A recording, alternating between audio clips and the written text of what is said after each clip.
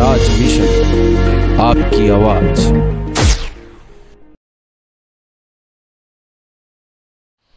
नमस्कार, स्वराज मिशन में आप सभी का स्वागत है। और स्वराज मिशन के द पीपी शो में, जैसा कि हमने पहले के एपिसोड्स में भी बताया है कि हम इस शो का थीम क्यों हमने लॉन्च किया, क्योंकि इस शो का थीम ही है कि विशिष्ट व्यक्तियों का रहन सहन कैसा है, उनका पारिवारिक पृष्ठभूमि कैसा है, और जो आज वो जिस मुकाम पे हैं उस मुकाम पे पहुंचने में उन्होंने कितना संघर्ष किया है, कितनी यातनाएं झेली हैं, कितनी पीड़ाएं उनको झेली हैं, और इससे वो आज जिस मुकाम पे पहुंचे हैं, इस कारण हमारे आने वाली पीढ़ी को, युवाओं को खासकर प्रेरणा मिले, ताकि वो भी एक सक्सेसफुल लाइफ जिएं और सफलता के जो गुर है वो सीखें। तो सफलता का रहस्य इतना आसान नहीं होता है, लेकिन मुश्किल भी नहीं होता है अगर कुछ प्रेरणादायक लोगों की बातें, कुछ अनकही बातें जो पब्लिक डोमेन में नहीं है, जो जनता को नहीं पता है, वो अगर उनके सामने आए। तो इसी कड़ी में आज हमारे साथ एक बहुत ही खास मेहमान जुड़े हैं, और उनको मैं पर्सनली बहुत एडमायर करता हूँ, क्योंकि वो शिक्षा देते हैं, और शिक्षा देने वाला जो व्यक्ति होता है उसे हम गुरु कहते हैं हमारे भारतीय संस्कृति में। तो हम बहुत ही हृदय से और बहुत ही उत्सुकता से स्वागत करना चाहेंगे श्री आशुतोष त्रिपाठी जी का, जो कृष्णा पब्लिक स्कूल डुंडा रायपुर के एग्जीक्यूटिव डायरेक्टर हैं। स्वागत है आपका। नमस्कार प्रकाश पुंज जी, आपका नाम इतना सुंदर है और उतनी ही सुंदर आपकी ये पहल। मैं धन्यवाद करता हूँ आपका और आपके सभी दर्शकों का कि आप लोगों ने आपने ये सोचा भी कि मेरा इंटरव्यू भी लिया जाए कि मैं किसी के लिए भी प्रेरणा का स्रोत हो सकता हूँ। धन्यवाद आपका अपना। आशुतोष जी, क्या होता है कि हमें अपने काबिलियत के बारे में, अपने टैलेंट के बारे में इंसान को स्वयं नहीं पता होता है, लेकिन दुनिया देखती है, और हम चाह रहे हैं कि दर्शक देखें और हमारे जो यूथ हैं, हमारे जो युवा हैं, वो इन चीज़ों से इंस्पायर्ड हो, क्योंकि किसी भी मुकाम पे पहुंचना आसान नहीं होता है। उसके पीछे एक लंबा संघर्ष होता है, एक जीवन लग जाता है, और कई दशक लगते हैं वहाँ तक पहुँचने के लिए। तो ऐसी बहुत सारी बातें इस इंटरव्यू में होने वाली हैं, और आप भी कमेंट सेक्शन में जो भी आपके प्रश्न होंगे वो आप पूछेंगे, तो मैं उसके बाद जो भी नेक्स्ट इंटरव्यू होगा उसमें हम उन चीज़ों को भी कवर करेंगे आशुतोष जी के साथ। तो आशुतोष जी, इस साक्षात्कार के पहले चरण में हम सबसे पहले तो जानना चाहेंगे आपकी पारिवारिक पृष्ठभूमि के बारे में, कि थोड़ा सा अपने फैमिली का परिचय दें, फैमिली के बारे में बताएं कि शिक्षा के गुरु की फैमिली कैसी होगी, और दर्शक भी जानना चाहते हैं कि किस बैकग्राउंड से आप आते हैं। देखिए, मैं आप सभी को बता दूं, और शायद जो भी लोग कृष्णा पब्लिक स्कूल नाम को जानते हैं वो कहीं ना कहीं भिलाई के एक शिक्षक मदन मोहन त्रिपाठी जी का नाम सुनते आए, त्रिपाठी सर, ऐसा जो मेरे पिता जी हैं। और स्वयं बाबूजी, जैसा कि मैं उन्हें संबोधित करता हूँ, हम सभी संबोधित करते हैं, वो एक बहुत ही अति साधारण पिता के पुत्र थे, जो कि गोरखपुर के एक छोटे से गांव बिस्टौली को बिलोंग करते थे, और अपने घर के सबसे बड़े बेटे होने के कारण और एक बहुत ही आर्थिक रूप से बहुत कमज़ोर परिवार के, मतलब मैं बता दूं आपको कि मेरे दादाजी जो हैं वो एक मुंशी थे, वकील साहब के मुहर्रिर हुआ करते थे, जैसा कि कहा जाता है उस समय। तो और आज का खाना आज ही की अर्निंग पर डिपेंड करता था। कल के लिए आज पैसा या दाना जिसे कहते हैं ना, वो घर पे नहीं हुआ करता था। उस दौर में एक निपढ़, अनपढ़ या बहुत कम पढ़े हुए पिता और बहुत कम पढ़ी हुई माता ने ये सोचा कि हमारे बच्चों को पढ़ाना चाहिए।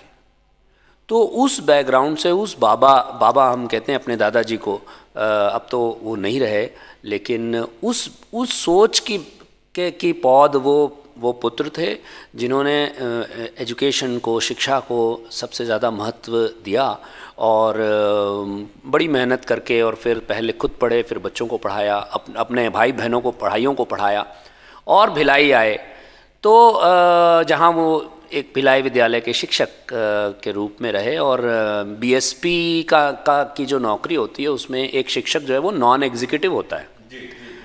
तो वो नॉन एग्जीक्यूटिव के क्वार्टर्स हुआ करते थे सड़क 2 सेक्टर 4, मुझे याद है। मेरी जो बिगिनिंग हुई, बाय द वे मेरी पैदाइश गोरखपुर में हुई, क्योंकि मेरे बड़े भाई बहन दोनों सेक्टर 9 में पैदा हुए, लेकिन उस सेक्टर 4 में एक 1 BHK क्वार्टर में रहना से शुरुआत हुई उस शिक्षक के परिवार में, जिसने अपने भाइयों को भी साथ ला के और उनको पढ़वाना, उनका पोषण करना, उनको आगे बढ़ना, इस सोच के साथ किया। तो मैं उस परिवार का से बिलोंग करता हूँ, एक बहुत साधारण शिक्षक के परिवार से, जो धीरे धीरे पिछले 40-50 सालों में एक संस्था के रूप में, कृष्णा पब्लिक स्कूल नाम की संस्था के रूप में नज़र आता है। पर बेसिकली एक बड़ी कड़ी मेहनत करने वाला शिक्षक, जिसने ये सोचा कि मैं अपने परिवार, अपने भाई बहनों, अपने बच्चों, उनके भाइयों के बच्चों को अच्छी शिक्षा दूं, वहाँ से उस सोच से शुरू करने वाले व्यक्ति के परिवार का मैं एक छोटा हिस्सा हूँ। सबसे छोटा पुत्र हूँ मैं। मेरे से बड़े मेरी भाई साहब हैं और उनसे बड़ी मेरी दीदी है। तो हम लोग 3 भाई बहनों का परिवार है, लेकिन हम हमेशा कहते हैं हम लोग 10 भाई बहन हैं, क्योंकि घर में सब साथ रहते थे। हमारी एक जॉइंट फैमिली थी और सन लगभग 65 में बाबूजी आए और सन 82 के आसपास हम सन 80 में एक टीचर से, एक ट्यूशन टीचर से, एक कोचिंग के टीचर से, एक छोटे से प्राइमरी स्कूल की जर्नी चालू हुई थी जैसे। तो हम एक ही घर में सब रहते थे, छोटे घर में चाहे बड़े घर में, सब रहते साथ में ही थे। तो हमेशा कहते थे हम 10 भाई बहन हैं। आज भी मैं किसी को नहीं कह पाता हूँ कि भाई वो मेरा कज़िन है, ये हमारे मुंह से निकलता ही नहीं है, हमेशा निकलता है वो भाई है, वो बहन है। तो और शायद हमारे यहाँ चचेरा भाई नाम का शब्द जो है वो हिंदी में एक अच्छे से सुना नहीं जाता है। तो हम बस ऐसे ही यही मेरी पृष्ठभूमि है। कितनी बड़ी बात को कितनी ही सहजता से इन्होंने कहा कि देखिए, किसी भी बड़े काम के पीछे बहुत तप होता है, बहुत तपस्या होती है।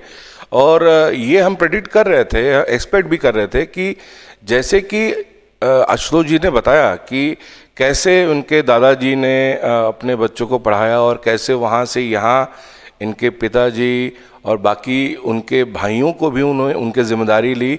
और ये कितनी बड़ी बात है कि छोटे से एक घर में रह के एक शिक्षक की नौकरी, ट्यूशन टीचर की नौकरी, कोचिंग में नौकरी की, और किन परिस्थितियों में, जैसे उन्होंने बताया कि भी डेली कमाना और डेली खाना ये कोई मजाक नहीं होती है। और आज हमें लगता है कि कृष्णा पब्लिक स्कूल की इतनी सारी ब्रांचेस हैं, छत्तीसगढ़ ही नहीं पूरे सेंट्रल इंडिया में इतना बड़ा नाम है, कई हजारों स्टूडेंट्स हैं, इतना बड़ा एम्पायर है। लेकिन उस एम्पायर तक पहुंचने के पीछे जो स्ट्रगल है, जो तपस्या इनके परिवार ने की है, वो काबिल तारीफ़ है। और यही हमारा मोटिव है कि ऐसे साक्षात्कार के ज़रिए लोगों तक ये बातें पहुँचे, ताकि ये कुछ लोगों के लिए ही सही प्रेरणा स्रोत बने। और ये तो सबके लिए ओपन है। अब आपको इसमें से कितना चीज़ें ग्रैप्स करनी है, कितनी चीज़ें सीखनी है, ये आपके ऊपर डिपेंड करता है। तो बने रहिए इंटरव्यू में। और दूसरे चरण में अब हम कुछ और बातें करेंगे। और एक बात इसमें मुझे जो अभी याद आई, जो इंटरव्यू के दौरान आशुतोष जी ने कहा, चचेरा शब्द, ये बहुत बड़ी बात है। आज फैमिली वैल्यूज़ मर रही हैं, आज सगा संबंधी भी अपना काम नहीं आता है।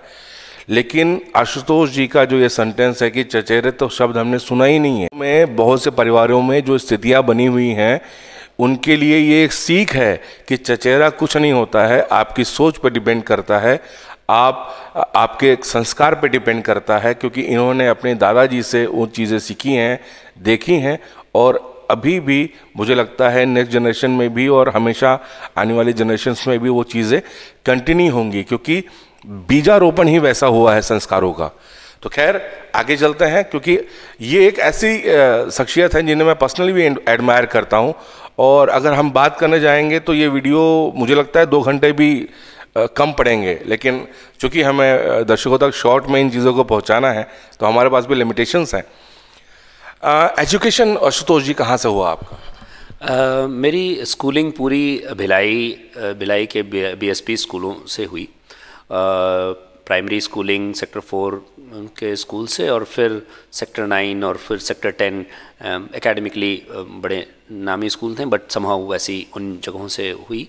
और उसके बाद मैंने कॉलेज, मेरे आईआईटी में सिलेक्शन हुआ मेरा 1993 में, और बीएचयू से मैंने सिरेमिक इंजीनियरिंग की पढ़ाई करी।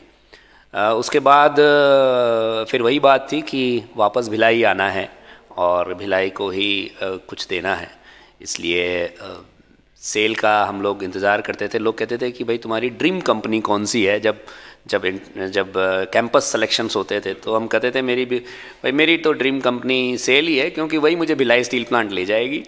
और भिलाई स्टील प्लांट में फिर मैंने नौकरी की 10 साल, और उसके दौरान ही चूँकि मुझे का खुद का शौक़ था, इसलिए इवन जब मैं कॉलेज में पढ़ रहा था, तो मैंने कुछ स्कॉलरशिप से जो मुझे आईआईटी में सिलेक्शन होने के कारण मिली थी, और कुछ खुद ट्यूशन पढ़ा के अपनी पढ़ाई में कोशिश करता था कि सेल्फ फाइनेंस्ड रहे। कम से कम मैं नहीं कहता उस समय हमारी आर्थिक स्थिति कोई ख़राब थी, क्योंकि सन 93 में मेरा आईआईटी में सिलेक्शन हुआ, और 93 में ही कृष्णा पब्लिक स्कूल 60 बच्चों के साथ शुरू हुआ। 60 ही बच्चे थे, लेकिन पिताजी vice principal, senior vice principal BSP में स्कूलों में थे, चाचा जी लोग भी, हम सब साथ ही रहते थे। कृष्णा कोचिंग भी चल रही थी, तो आर्थिक व्यवस्था उतनी ख़राब थी नहीं थी, लेकिन मेरे अंदर का वैल्यू सिस्टम ये कहता था कि मैं पिक्चर देखने अपने उस पैसे से कैसे जाऊं जिससे और बच्चे भी शायद पढ़ेंगे हमारे ही परिवार के। तो कम से कम वो मैं जितना अपने लेवल पर, मैं ट्यूशन लेने लगा फर्स्ट ईयर से ही, और पढ़ाता था, शौक़ भी था शायद पढ़ाने का, और अपने वो वैल्यू सिस्टम को फॉलो कर रहा था। तो वह उस तरह से मैं काम करने लगा। और फिर जब मैं कॉलेज भी आया, तो मतलब जब मैं जॉब में आया तो मुझे स्कूटर ख़रीदने की इच्छा नहीं हुई, क्योंकि फिर वही लगता था कि भाई उतना पैसा पहले मैं अपने फैमिली वालों को कुछ गिफ्ट दूं अपनी सैलरी वगैरह का। और तो मैं साइकिल जो मैंने कॉलेज में ख़रीदी थी अपने लिए, उसी साइकिल से प्लांट जाता था, भिलाई स्टील प्लांट जाता था। लोग बड़ी आश्चर्य करते थे। एग्जीक्यूटिव था मैं, क्योंकि मैं जॉइंट एग्जीक्यूटिव में किया था, और उस समय नॉन एग्जीक्यूटिव भी कई कार में आ जाते थे, ये 97 की बात है, या कम से कम बाइक में तो आते ही थे। तो ये बड़ा आश्चर्य होता था कि साहब सो कॉल्ड वहाँ लैंग्वेज थी, कैसे साइकिल में आते हैं। बट मुझे नहीं लगा कभी, क्योंकि मुझे लगता था कि मैं अपनी चेतक स्कूटर अपने ही पैसे से इकट्ठा करके ख़रीदूँ, बनिस्बत इस बात के कि मतलब, और वो शायद इतना आवश्यक नहीं है आज उसी तुरंत ले पाना। तो इस तरह से फिर 10 साल मैंने सेल में काम किया। देन लेकिन पढ़ाता रहा, स्कूलों में पढ़ाता था।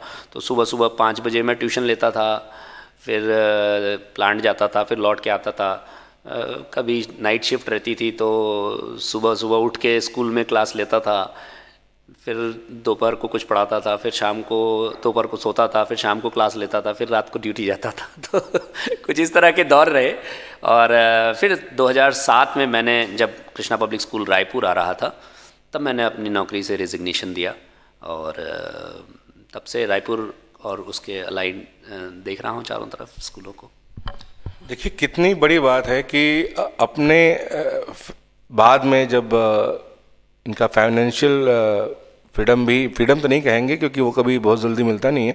फाइनेंशियल पोजीशन ठीक थी, आर्थिक स्थिति ठीक होने के बावजूद भी इन्होंने पढ़ाई करने के बाद ये सोचा कि अपने खर्चे खुद निकालें और अपने लिए कुछ ना लेने की भावना और परिवार के लिए कुछ करने की भावना, ये एक जॉइंट फैमिली और एक अच्छे मस्तिष्क और अच्छे संस्कार वाली फैमिली में ही देखी जाती हैं। ये भी एक बहुत बड़ा प्रेरणा का बात है। और कैसे वो सादा जीवन जी के, क्योंकि जैसे उन्होंने बताया कि उनके जो कलीग्स थे वो कार से आते थे, टू व्हीलर से आते होंगे, ये साइकिल ही मेंटेन करते थे क्योंकि वो नहीं चाहते थे कि फैमिली के ऊपर वो थोड़ा सा भी बर्डन बने। और अपने पैसे से, जबकि कमी किसी चीज़ की नहीं थी, लेकिन ये जो सोच है ना, यही सोच इंसान को आगे ले जाती है।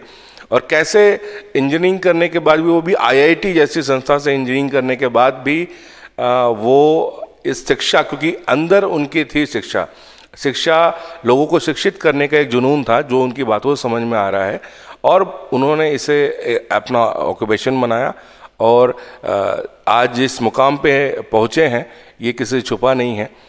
तो आशुतोष जी, इसके अगले चरण में हम ये जानना चाहेंगे कि अभी कृष्णा पब्लिक स्कूल कितनी जगह पे ऑपरेट कर रहा है? देखिए, कृष्णा पब्लिक स्कूल आज की डेट में भिलाई और रायपुर के अलावा दुर्ग में और बिलासपुर में कुल मिलाकर के हमारे 10 बड़े स्कूल हैं, जो कि K-12 जिसे कहते हैं। और उसके अलावा कई फीडर छोटे स्कूल अलग अलग जगहों पर, क्योंकि कृष्णा पब्लिक स्कूल का मानना है कि जो नर्सरी KG1 KG2 के बच्चे हैं वो 1.5 घंटा बस में चल के ना आए, वो अपने घर के पास में पढ़ें। तो उस बिलीफ सिस्टम को करते हुए kids academy Krishna public school की कई चलती हैं, लगभग 20-25 किड्स एकेडमीज़ हैं। कुल तौर पे मैं कह सकता हूँ करीब 25,000 बच्चे जो हैं वो कृष्णा पब्लिक स्कूल के नाम के साथ जुड़े हुए हैं कहीं ना कहीं। बहुत बड़ी उपलब्धि है, मजाक नहीं होता है इतना बड़ा सफ़र तय करना। और पृष्ठभूमि जो उन्होंने बताया कि आप सोचिए कि उस समय की स्त्रियाँ क्या होंगी, जो इनके दादाजी डेली कमाने खाने वाले व्यक्ति, और आज वो जहाँ भी होंगे उनका रोम रोम अपनी पीढ़ी को आशीर्वाद दे रहा होगा कि कैसे उनके नाम को आगे बढ़ा रहे हैं। और एक सबसे बड़ा जिम्मा, जो क्योंकि एक शिक्षित समाज ही सभ्य समाज कहलाता है, और समाज को शिक्षित करने का जो ये बीड़ा उठाया है आशुतोष जी ने, ये अपने आप में बहुत बड़ी बात है। और उनके पिता मनमोहन जी को भी हम बहुत इसके लिए धन्यवाद देंगे कि एक बहुत बड़ा बीड़ा उन्होंने किन परिस्थितियों से निकलते हुए आज यहाँ तक पहुँचे हैं। तो दर्शकों, यही हम बोलना चाह रहे थे कि हथेली पे सरसों नहीं उगता है, ये बहुत बड़ी उदाहरण है। खासकर उत्तर प्रदेश के पूर्व में ये एक प्रचलित उदाहरण है, क्योंकि आप सोचिए कि किस परिस्थितियों से गुजर के आज इतने बड़े मुकाम पे हैं। इंसान क्या देखता है कि यार ये तो बहुत बड़े व्यक्ति हैं, पर उस बड़े व्यक्ति तक पहुंचने के लिए उन्होंने कितने संघर्ष किया है, जो उनकी जीवन यात्रा रही है अभी तक की, वो अपने आप में मायने रखती है। तो अब कुछ अदर सेगमेंट की बात करते हैं, अलग सेगमेंट की। आशुतोष जी, मॉरल वैल्यूज़ तो आपकी फैमिली की हमें समझ में आ गई। इसका मतलब बीइंग अ ब्राह्मण फैमिली, घर में पूजा पाठ और वेद पुराण शास्त्रों का भी माहौल होगा? बिल्कुल। देखिए, क्या है कि मैं मतलब चूँकि बाबूजी सुबह 5 बजे से काम करने चले जाते थे उस समय, और रात को 9 बजे तक काम ही करते थे, तो जिसको खट कर्म कहते हैं, जिसे हम डेली पूजा वाला व्यवस्था कहते हैं, वो समहाउ हमारे यहाँ हमारे परिवार में उतना खास मेरे बचपन में मैंने नहीं देखा। शायद अगरबत्ती चलाते थे, तो मैं कोई डेली ऐसा अगरबत्ती दिखाने वाला व्यक्ति नहीं रहा। लेकिन दर्शन के बारे में बहुत बात हुई, और क्योंकि परिवार ही वैसा है जहाँ ये सोच ज़्यादा बड़ी है।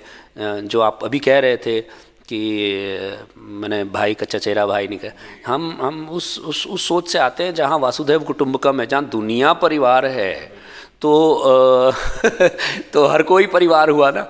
तो दर्शन की बात ज़रूर हुई और दार्शनिकता, फिर मैं यही कहूँगा कि बाबूजी का सिर्फ संग होना ही अपने आप में बहुत फ़र्क करता है। तो चाहे वो गीता हो, चाहे वो इनसे जुड़ी हुई कहानियाँ, इनसे जुड़ा हुआ दर्शन, ये बहुत मायने रखा मेरे जीवन में।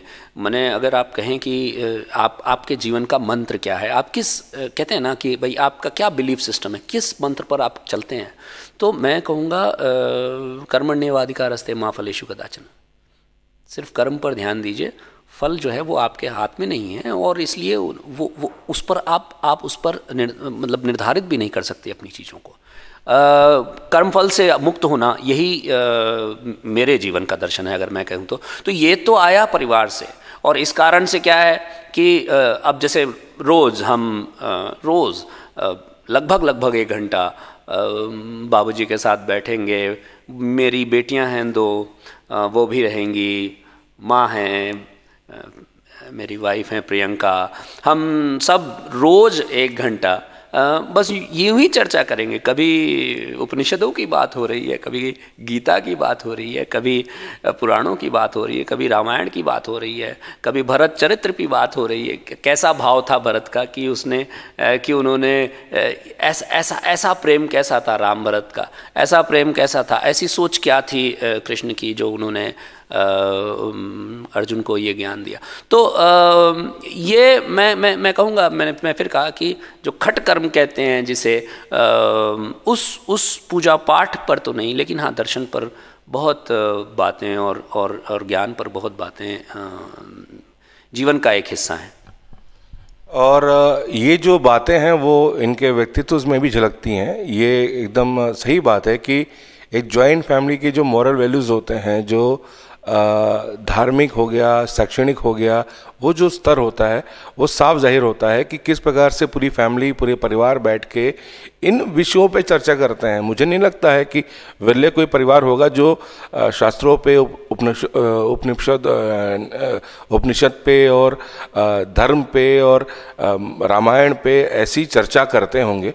और ये बहुत ज़रूरी है कि आप जिस भी धर्म को फॉलो करते हैं, कम से कम उस धर्म के वैल्यूज़ के बारे में भी एक कुछ न कुछ समय निकालें ताकि आने वाली पीढ़ी को भी उसका ज्ञान हो। बहुत अच्छी बात है। आपने बातों में अपनी वाइफ का भी जिक्र किया। तो नॉर्मली होता है कि जो हमारा जीवन साथी होता है वो हर लेवल पे, हर पल पे हमारा सहयोग करता है।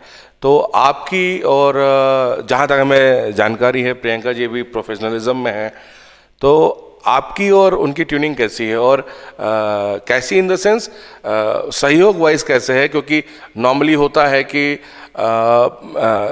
जो महिलाएं होती हैं उन्हें घर की जिम्मेदारी भी उतनी ही बखूबी निभानी पड़ती है जितनी बाहर की, क्योंकि आज तो महिलाएं हमेशा कदम से कदम मिला के पुरुषों के साथ काम कर रही हैं।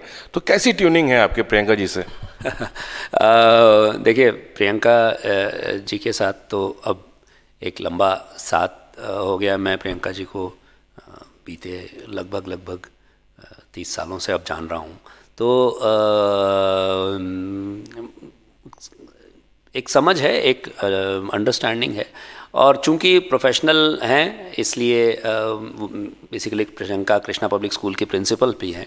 और तो जब हमारा प्रोफेशनल अंडरस्टैंडिंग रहता है तो प्रोफेशनल ही रहता है, लेकिन पर्सनल अंडरस्टैंडिंग में टू डील, ऑब्वियसली आपने सही कहा कि आज एक प्रोफेशनल महिला को एक इकोसिस्टम चाहिए जो इस बात को सपोर्ट करता है कि फैमिली भी वैसे ही चल पाए और प्रोफेशनल इंडिपेंडेंस भी वैसा ही रह पाए। क्योंकि जो कैपेसिटी है किसी भी महिला की, और प्रियंका अपने आप में बहुत कैपेबल प्रिंसिपल हैं, प्रेसिडेंट बेसिकली CBSE का बेस्ट प्रिंसिपल अवार्ड उनको मिला हुआ है।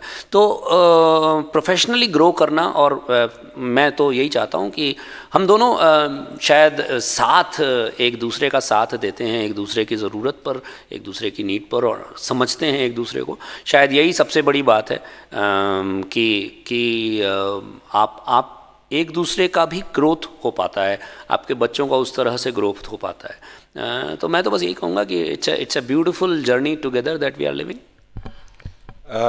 नॉर्मली जो प्रिंसिपल्स होते हैं बहुत स्ट्रिक्ट होते हैं स्कूल्स में, तो आशुतोष जी समझ गए मैं अगला क्या क्वेश्चन पूछने वाला हूँ। तो वो जो स्ट्रिक्टनेस है वो घर में भी आपके सामने कभी आपने देखा है?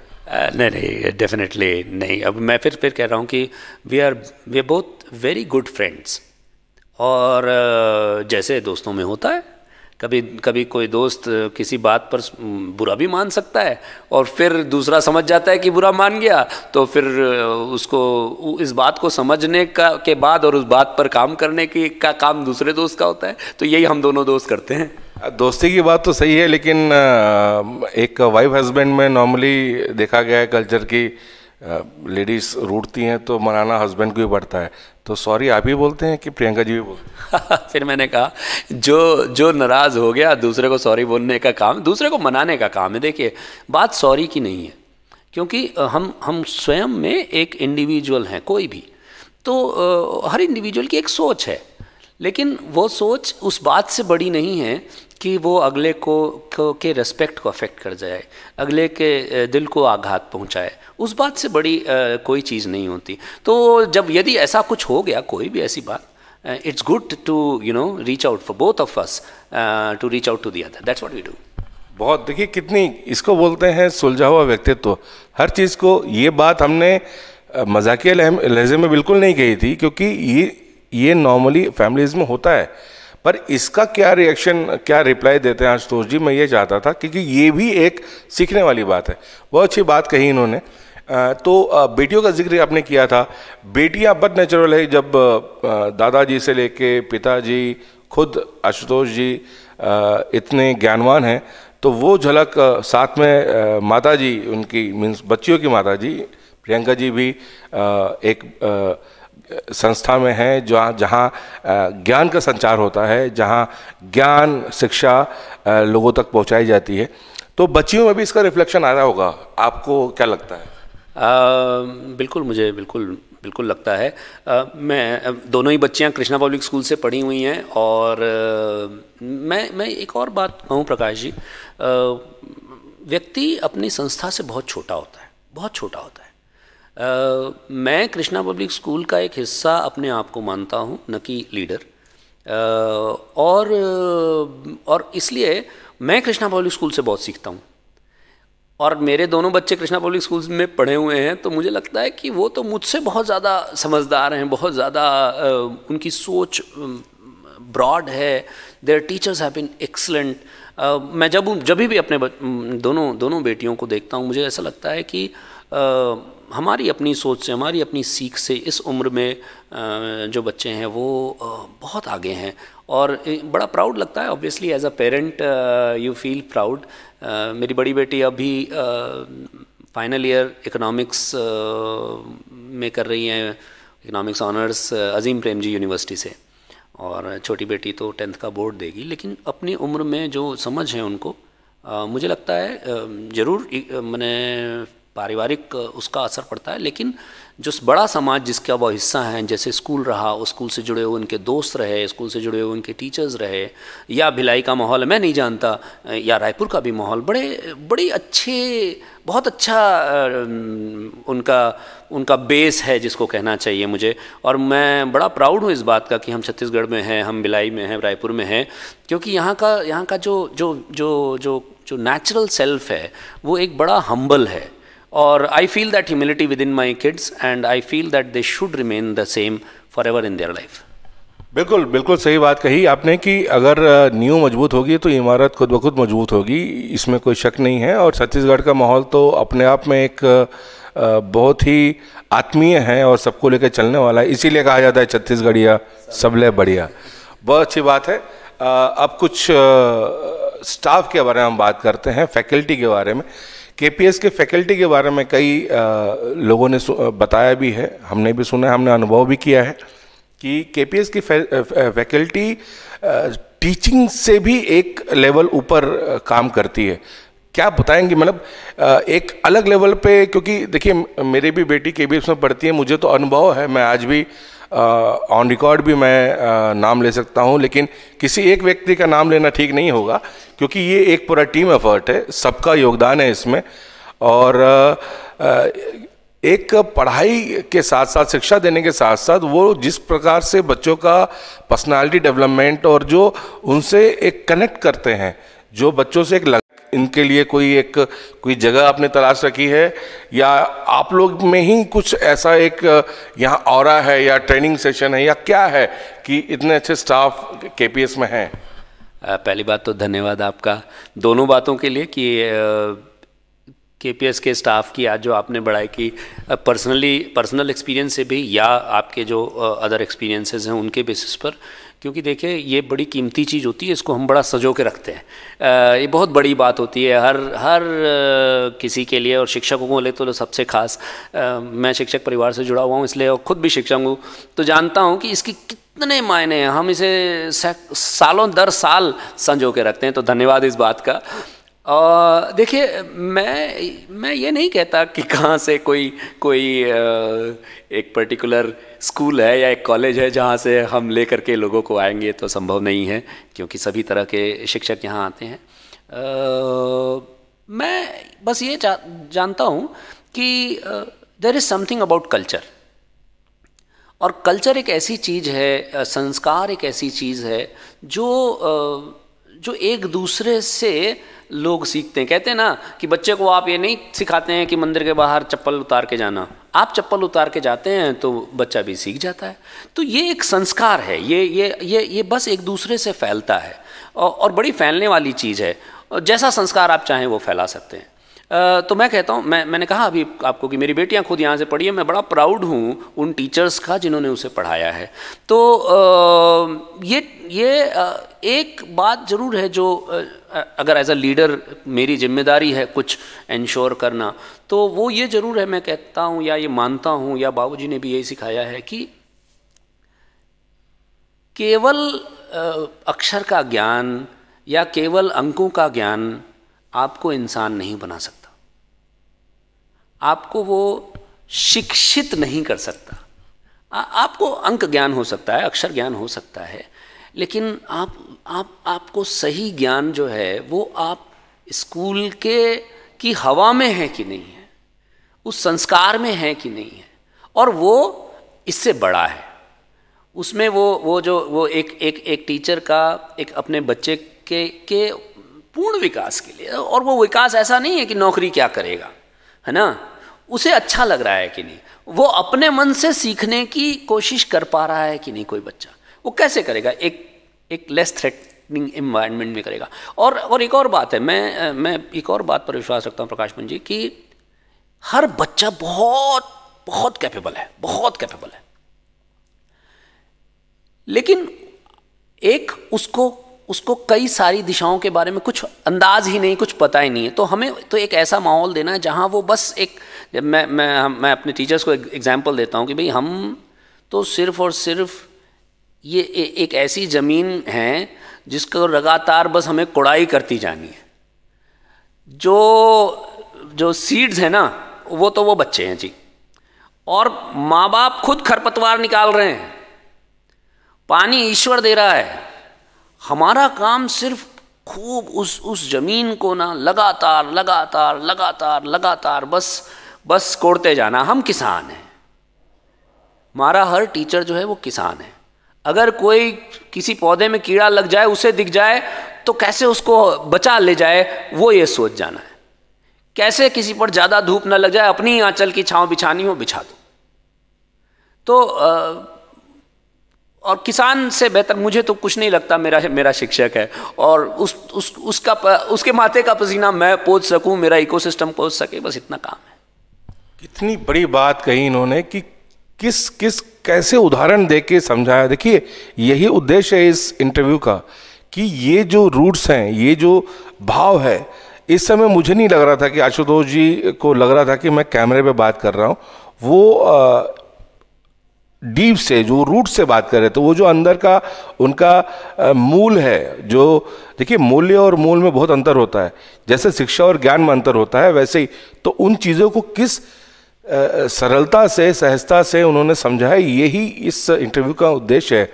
और अगर लीडर ही ऐसा होगा जो अपने बच्चों से लेके, जो अपने शिक्षकों से लेके, अपने स्टाफ से लेके, ऑफिस स्टाफ से लेके सबके बारे में सोचे और उनका स्टाफ में भी बट नेचुरल है वही भावना आएगी, तो अगर सिस्टम नीचे से ऊपर और ऊपर से नीचे वैसी वर्षा स्ट्रांग रहेगा, सब में केयरिंग का, शेयरिंग का एक भाव रहेगा, तो बट नेचुरल है ये एक संस्था बन जाती है। और जब संस्था बनती है तो वो किसी लिमिटेशंस का, किसी दायरे के मोहताज नहीं होती है, वो एक व्यापक रूप ले लेती है। और उसी व्यापकता का शायद नाम है कृष्णा पब्लिक स्कूल। और मैं तारीफ नहीं कर रहा हूँ, मेरे भी अंदर एक भाव है, क्योंकि मेरा अनुभव है जो कृष्णा पब्लिक स्कूल के बारे में, वो शायद मेरे पास वर्ड्स नहीं है, वो इससे एक लेवल ऊपर है। लेवल की बात करते हैं तो एजुकेशन भी एक लेवल ऊपर चला गया है, क्योंकि ये जो एक अनदेखा दुश्मन जो पूरे ब्रह्मांड पे जिसने कब्जा करके रखा है पिछले 2 साल से, कोविड-19 के बाद जो लॉकडाउन की स्थिति पूरे देश में बनी, उसके बाद से सबसे बड़ी चिंता हो गई थी कि चलिए धन तो रखा हुआ था, कैसे भी मैनेज कर लेंगे, लेकिन शिक्षा तो किसी के बस में होती नहीं है और शिक्षा का कोई भंडार हमारे लॉकर में रहता नहीं है। तो उस शिक्षा को आपने, क्योंकि स्कूल क्यों बने, गुरुकुल क्यों बने, संस्थान क्यों बने, शैक्षणिक संस्थान, ताकि हम अपने बच्चों को वहाँ भेजें और वो शिक्षित हो पाए इतने इस प्रकार के अच्छे इंस्टीट्यूशंस के द्वारा। लेकिन जब इंस्टीट्यूशन ही बंद हो जाए तो शिक्षा, भाई इमरजेंसी सेवाओं में सब्जी अनाज तो पहुँच रहे थे घर घर, और मार्केट में भी कम से कम 1 घंटे ही सही ओपन हो पा रहा था, पर स्कूल का क्या करें। तो ऐसे सिचुएशन में जो ऑनलाइन क्लासेस का जो दौर शुरू हुआ है 2 साल में, वो कितना चैलेंजिंग था और उससे कैसे उभरे आप? सही कहा आपने, बहुत चैलेंजिंग था, क्योंकि मुझे याद है आज के 4 साल पहले कोई मुझे पूछे, या मैं जब किसी वेबिनार सेमिनार्स तब तो होते थे, जाता था, तो किसी से भी बात हो, किसी भी स्कूल हेड से बात हो, तो बोले अरे भाई टीचर को टेक्नोलॉजी बड़ी मुश्किल होती है ना, या आप टेक्नोलॉजी वाली चीज़ों के बारे में मत बताइए, है ना। ऐसा ये सोचने, मैं इंजीनियर था तो मेरा थोड़ा टेक्नोलॉजी के प्रति झुकाव ज़्यादा था, लेकिन मैं जब किसी को कहता था तो मैं बड़ा सरप्राइज होता था। और हमारे यहाँ भी मान लीजिए एक भ्रांति कि भाई हिंदी का टीचर है, संस्कृत का टीचर है, ये तो कंप्यूटर क्या ही जानेंगे, इनको सिखाओ ही मत, है ना। तो अचानक हमारा कोविड आता है और अब आपको घर पढ़ाना है, और एकमात्र तरीका था इंटरनेट है, टेक्नोलॉजी है, मोबाइल है, जूम है, गूगल क्लासरूम है, गूगल मीट है। अरे बाप रे, विदिन 1 मंथ इतनी सारी चीज़ों के बीच में। लेकिन सलाम है उन शिक्षकों को जिन्होंने, मतलब मैं तो कहता हूँ कि बच्चों ने क्या पढ़ाई की, जो शिक्षकों ने सीखा उस दौर में। और फिर मैं कह रहा हूँ वही वो जो भाव ना, कि मुझको अपने बच्चे को देना है, मैं नहीं दे पाऊंगी तो वो पीछे रह जाएंगे, वो कुछ छूट जाएगा उनका। तो ये जो भाव ने जो उनको एक, और ये हर शिक्षक की बात है, मैं कृष्णा पब्लिक स्कूल की बात नहीं करता हूँ, पूरे देश में, पूरे विश्व में हर शिक्षक ने अगर ये नहीं किए, तो अगर मैं नहीं सीखा तो वो कैसे सीखेंगे।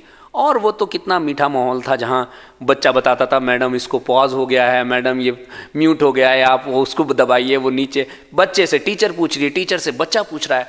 इतना सुंदर वो माहौल था शिक्षा का कि मैं बता सकता हूँ कि मतलब एक तरफ तो चैलेंज, लेकिन दूसरी तरफ जिस तरह से उस चैलेंज को मिटिगेट किया गया, मैं बहुत मीठा। देखिए मेरा मानना है कि मैं एक श्लोक कहूँगा जिसको मैं अगेन बिलीव करता हूँ कि आचार्यम पादमादत्ते पादम शिक्षक स्वमेधया और पादम सह ब्रह्मचारिभ्य पादम कालक्रमेण च। यानी आचार्य जो है वो केवल 1/4 ज्ञान देता है, जो दूसरी चौथाई ज्ञान का है वो जो शिष्य है वो स्वमेधा से सीखता है, अपनी स्वयं की मेधा से। पादम सह ब्रह्मचारिभ्य, अपने साथ के लोगों से। और पादम कालक्रमेण, 1/4 आखिरी चौथाई का ज्ञान तो समय के साथ ही आएगा। देखिए, तो जो पहली की सोच थी कि शिक्षक ही सब दे रहा है, ये मिथ्या इस दौर ने तोड़ दी कि भाई क्लास में जाना है, क्लास में मिलेगा, टीचर देगा। तो वो ये मिथ्या टूट गई। नहीं नहीं नहीं, पेरेंट घर पे है, पेरेंट सेट करके बच्चे को दे रहा है, टीचर ने कुछ बताया, पेरेंट ने, वो बच्चा नहीं समझ पाया तो पेरेंट ने उसको सपोर्ट किया। क्लास 1 का बच्चा कैसे क्या क्या करेगा, कैसे समझेगा? और टीचर उसमें कितना भी अपने लेवल पर दे रही है, लेकिन किसी को चाहिए वो कॉपी में उसी समय देख सका। तो ये जो चल रहा था, आज से पहले बच्चे मतलब जो स्कूल में रहते थे वो ये सोचते ही नहीं थे कि आपस से भी कुछ सीखा जा सकता है। वो तो दोस्ती थी, उससे कुछ सीख नहीं रहे थे। लेकिन ये जो बात आपने सही कही, 2 साल में जो सबसे बड़ा मुझे दुख है वो ये कि ये वाली जो लर्निंग थी वो तो खत्म हो गई। वो लर्निंग ऐसे ही ऑटोमेटिक आती है, बिना समझे आती है। मैं एग्जांपल देता हूँ कि भाई बस में आप आए और बस में पहले से कोई बैठा था तो आपको वो सीट नहीं मिली। मैं हर चीज़ जो चाहता हूँ घर पे मिल जाती है, सोशल सिस्टम में ये जरूरी नहीं होता। तो वो अब ये लर्निंग है कि मुझे अपनी सीट छोड़ के दूसरी सीट पर बैठनी है, खिड़की वाली सीट आज मेरी नहीं है। ये लर्निंग आप सिखा नहीं सकते, ये तो सब ब्रह्मचारी भय ही होता है। और कालक्रमेण च। तो ये जरूर मुझे महसूस हुआ, क्योंकि जैसे मान लीजिए इतने अच्छे टीचर्स कुछ ज्ञान दे सकते हैं, लेकिन जो चीज़ वो जो जैसे मैंने कहा ना कि अपनी आंचल की को बस धूप से छुपाना, ये वो महसूसियत, वो टच, वो भाव, वो मिस कर गए बच्चे, ज़रूर बहुत मिस किए। मुझे तो ये लगता है कुछ सीखा हमने, कुछ जीता हमने, कुछ हारा भी। बहुत कड़ा समय था, ईश्वर हम लोगों को इससे बाहर निकाल लाया, यही अपनी सबसे बड़ी बात है। क्योंकि हमने कुछ शिक्षकों को खोया, कुछ शिक्षकों के रिश्तेदारों को खोया, अपने परिवार से जुड़े हुए लोगों को खोया। तो जो बचा वो बहुत बड़ा है, जो बहुत बड़ी बात है, बहुत बड़ी बात है। इसलिए मैं उस पर मैं कंप्लेंट नहीं कर सकता इस बात के लिए कि क्यों ना हो पाया। लेकिन हाँ, कुछ तो गया, लेकिन बहुत कुछ आया भी। कुछ तो गया और बहुत कुछ आया भी। और जो होता है वो ईश्वर के अधीन है। और जैसा आपने कहा कि समय के साथ ही होता है बहुत सारी चीज़ें, और ये सब तो पहले से फिक्स्ड है। भविष्य हमें पता नहीं होता है, हमें वर्तमान में जीना है। और कर्मण्येवाधिकारस्ते मा फलेषु कदाचन, जो आपने कहा कि कर्म करना है, परिस्थितियाँ कुछ भी हो, और वही कर्म सभी स्कूलों ने, एक एक संसार के एक एक शिक्षक ने किया, अपना कर्म निभाया। और वर्चुअली इंटरनेट के माध्यम से घर बैठे अपने परिवार को भी देखते हुए उस विपरीत परिस्थिति में, सबसे बड़ी बात ये है, ये नोट करने वाली बात है, हम तो काम धाम छोड़ के अपने परिवार के साथ बैठे थे, लेकिन ये शिक्षक अपने परिवार को संभालते हुए, अपने बच्चों को संभालते हुए, बच्चों को, आपके हमारे बच्चों को इन्होंने शिक्षा दी। तो प्रणाम है और दंडवत प्रणाम है ऐसे शिक्षकों को, स्वराज मिशन का, जिन्होंने इतनी बड़ी कुर्बानी दी और इतनी बड़ी तपस्या की। और ईश्वर करे ये सब चीज़ें जल्दी से जल्दी रिकवर हो जाए। अभी तो ऑलमोस्ट ठीक ही हो गई हैं और ये भी धीरे धीरे पैंडेमिक ख़त्म हो जाएगा। लेकिन ये दौर एक यादगार दौर रहा, और इस इंटरव्यू को भी हमें यादगार बनाने के लिए इसका अंतिम दौर में जा रहे हैं। कुछ सीरियस बातें हो गई, अब थोड़ा लाइट नोट पे कुछ हल्का फुल्का माहौल को करते हैं। संगीत पसंद है आपको? जी का ऐसा नहीं, मैंने कोई फॉर्मल ट्रेनिंग नहीं ली, लेकिन हाँ संगीत घर में रहता है, माँ गाती है, माँ भी गाती रहती है, हम लोग सीख कुछ 2 लाइन दर्शकों के लिए। ये क्या बात हुई भाई? इस इंटरव्यू का तथ्य ही है कि जो ओरिजिनलिटी है वो सामने आए। सिर्फ 2 लाइन जो बच्चों को, स्टूडेंट्स को, दुनिया को देना चाहते हो, उन 2 लाइनों के द्वारा। हजारों ख्वाहिशें ऐसी के हर ख्वाहिश पे दम निकले, बहुत निकले मेरे अरमान, लेकिन फिर भी कम निकले। बहुत बढ़िया। देखिए, यही होता है एक ज्ञानी व्यक्ति का कि गाने बहुत से गाए जा सकते थे, लेकिन ऐसे ही 2 लाइनों में भी कितनी गहरी बात है, कितना बड़ा संदेश था। तो अंत में दो लाइन आज की शिक्षा नीति पे आपकी क्या सोच है, क्या डेवलपमेंट होने चाहिए, और उसके बाद इस इंटरव्यू को हम क्लोज करेंगे आपके क्लास संदेश के साथ। बहुत बहुत अच्छी शिक्षा नीति आई है और बड़ी व्यापक है, बड़ी इंक्लूसिव है, समेकित है। मैं पर्सनली बहुत इंस्पायर्ड हूँ और लुकिंग फॉरवर्ड हूँ इस शिक्षा नीति की सीख से। शिक्षा नीतियाँ हमारे यहाँ पहले भी काफ़ी व्यापक रही हैं। समहाउ ट्रांसफॉर्मेशन उसका जो टुवर्ड्स एजुकेशन है, शायद हम एक नौकरीशुदा देश के टाइप से अपने आप को प्रेजेंट करना चाहते थे, इसलिए इंडिपेंडेंट थॉट कहीं ना कहीं अफेक्ट करता था। लेकिन अब हमारा दौर बदल रहा है, हम एक दूसरी हमारा पूरा देश एक दूसरे दौर में बदल जा रहा है, और वही एकमात्र चीज़ है जो हमें लेकर के आएगी हमारी क्रिएटिविटी, हमारा ओपननेस, हमारा readiness to get question and question, जो कि इस शिक्षा नीति का हिस्सा है। सिर्फ इस बात को मान लेना कि जो है वही सही है यदि रहता तो आज भी धरती जो है वो सोलार सिस्टम के केंद्र पे रहती और बाकी जो स्टार्स हैं उसके चारों तरफ घूमते। पर वो क्वेश्चन करने की बात जो है वो में हमारे अंदर लाना है, और इस शिक्षा नीति का मेन पर्पस भी वही है, बुकिश न रह जाए हम और प्रश्न करते रहें, क्वेश्चन करते रहें, सीकर्स बने रहें। सबसे हमारे उपनिषद सीकर्स हैं, प्रश्न से शुरू होते हैं, उत्तर में आते हैं। हमारे अंदर क्या वो बात है, हम उस सीकर अपने अंदर का जिंदा कर रहे हैं कि नहीं? क्या होता है न्यूरोकेमिस्ट्री, ये बात अगर एक 5वीं क्लास का बच्चा पूछे तब तो बात है जी। तो ये इस शिक्षा नीति की बात है। आई होप कि हम इसका इम्प्लीमेंटेशन बहुत अच्छे से देख रहे हों। सरकार से, शिक्षा जगत से जुड़े हर व्यक्ति से, हर पेरेंट से मेरी एकमात्र रिक्वेस्ट यही रहेगी कि उसी दिशा में सोचें। सिर्फ एक छोटी जीत से एक बड़ी जीत को छोटा ना कर दें, क्योंकि ये जो छोटी सी जीत है ना, ये आ गया जी 30% मार्क आ गए जी, या ये जी फर्स्ट आ गया जी, या ये जी IIT में हो गया जी, ये बहुत छोटी जीत है, बहुत बहुत बहुत छोटी जीत है। बहुत आगे की दुनिया में बहुत बहुत बहुत कुछ है करने को। हम सुनते हैं कि हमारे पूर्वज 10,000 साल तक जिए, सुनने में ख़राब लगता है। आज लॉन्जिविटी पे बात चल रही है। Science is talking about longevity, that people should not die, and there is science behind that. तो मैं एक पिछली दौर को पकड़ के रख के और आगे पर न बढ़ूं, उससे सीख के बढ़ें, उसमें जान कर बढ़ें, वो बात है। और ये शिक्षा नीति मैं समझता हूँ कि इस बात को डेवलप करेगी। बिल्कुल, और डेवलप होना भी चाहिए, और डेवलपमेंट ही सफलता की निशानी है।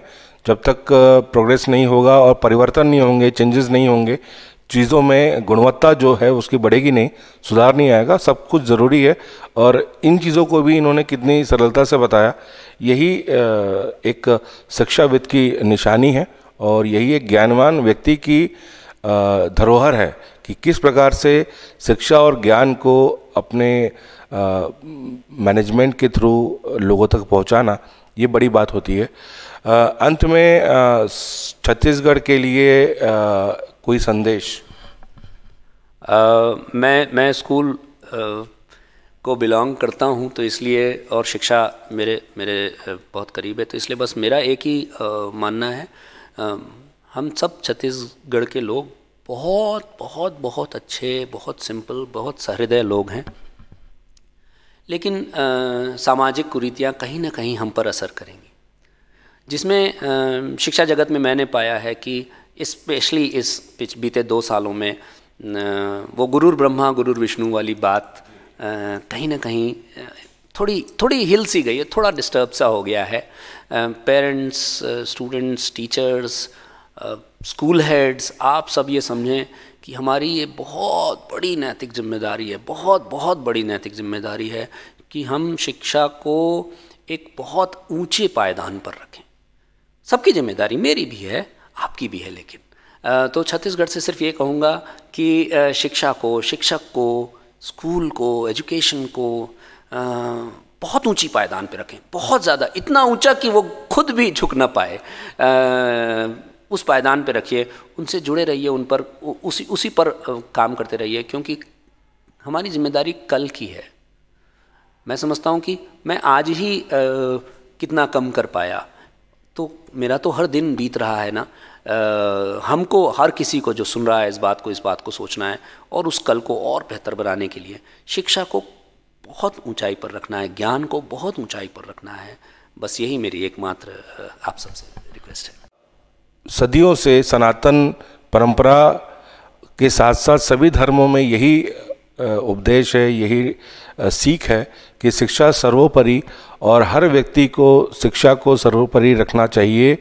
और गुरुओं का सम्मान तो सदियों से होता आ रहा है, आगे भी होगा, और सभी के मन में वो भावना हो। और क्योंकि शिक्षा को आप सर्वोपरि रखेंगे तो आप शिक्षित बनेंगे, ज्ञानवान बनेंगे, और जब तक आप ज्ञानवान नहीं बनेंगे तब तक आप सर्वोपरि नहीं हो सकते हैं। तो अगर आपको ऊंचाइयों पे पहुंचना है तो शिक्षा को भी ऊंचाई पे ले जाना पड़ेगा, उसे प्राथमिकता देनी पड़ेगी। और पढ़ेगा इंडिया तभी तो बढ़ेगा इंडिया। तो ये आज बड़ा ही बहुत सारी रोचक बातें सामने आई, और आशुतोष त्रिपाठी जी के बारे में, उनकी पारिवारिक पृष्ठभूमि के बारे में, उनके शैक्षणिक पृष्ठभूमि के बारे में, उनके थीम के बारे में, उनकी सोच के बारे में उम्मीद है कि दर्शकों को बहुत कुछ समझने सीखने मिला हो। और इस इंटरव्यू से मुझे लगता है कि बहुत से लोगों को प्रेरणा मिलेगी कि कैसे एक लंबे संघर्ष के बाद किसी मंजिल को हासिल किया जा सकता है।